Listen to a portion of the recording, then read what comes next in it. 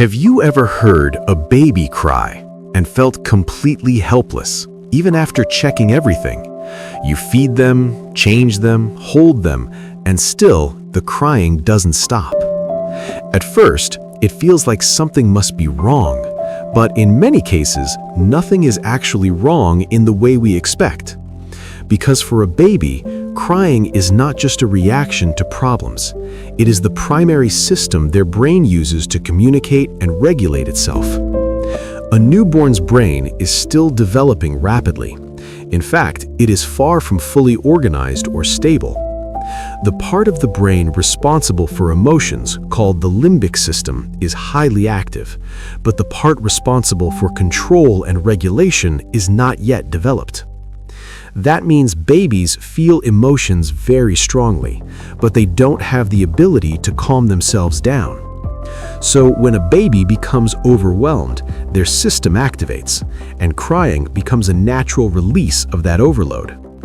This is why a baby may cry even when they are fed, clean, and safe, because their discomfort is not always physical, it can be neurological. Their senses are also extremely sensitive. Light, sound, touch, everything is new and intense. What seems normal to you can feel overwhelming to them. Even a noisy room or bright light can trigger stress.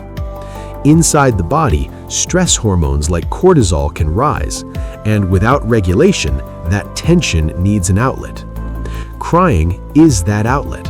It helps release internal pressure and reset the system. There is also another important reason babies cry, and it is deeply connected to survival.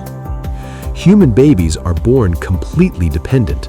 They rely entirely on caregivers for safety and regulation.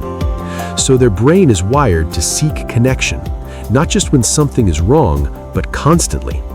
When a baby cries, it activates a response in the parent. This is not random, it is biological. Your brain is designed to react to that sound. It creates urgency, attention, and emotional engagement. This is how bonding is built, through repeated cycles of need and response. Even if the baby is not in danger, they may still cry because they are seeking reassurance and connection. Being held, hearing a familiar voice, or feeling warmth, these signals help regulate the baby's nervous system. Over time, this teaches the baby something important, that the world is safe and predictable. Another factor is what scientists call overstimulation, when too much information enters the baby's system at once. Their brain cannot process everything efficiently, so it reacts by shutting down through crying. In some cases, babies also cry as part of development, especially during growth phases or neurological changes. Their brain is forming connections at an incredible speed, and that process can create temporary instability. This is why some days are harder than others, even when everything seems the same. For adults, we often search for clear reasons. We want a problem we can solve.